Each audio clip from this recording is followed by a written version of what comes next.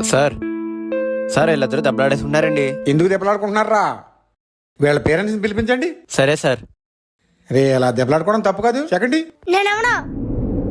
మా అబ్బాయి ఏమైనా తప్పు చేసి ఉంటే మా అబ్బాయి తరపున నన్ను క్షమించండి. ఏంటి మాస్టారు, పిల్లలు దెబ్బలాడుకుంటేనే దండించేస్తారా? అలా కాదండి. ఏంటి కదండి, వాళ్ళు ఫీజు పెట్టి చదివిస్తున్నా ఇక్కడ. ఇంకోసారి కానీ ఇలా జరిగితే మాస్టర్ అని మర్యాద కూడా ఉండదు మీకు. పద.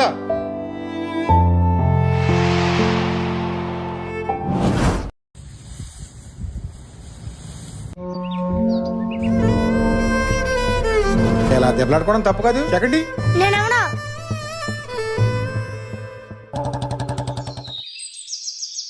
మాస్టరు బాగున్నారండి?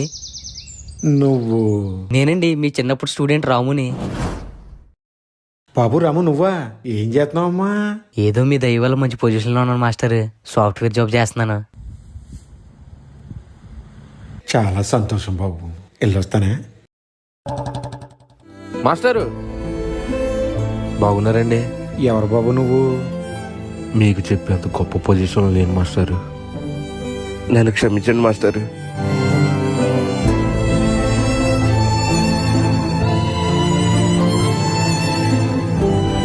ఈ కథకి నీతి ఏంటంటే, ఎప్పుడైతే నీ గురువుని గౌరవిస్తావో అప్పుడే నువ్వు లైఫ్లో సక్సెస్ అవుతావు.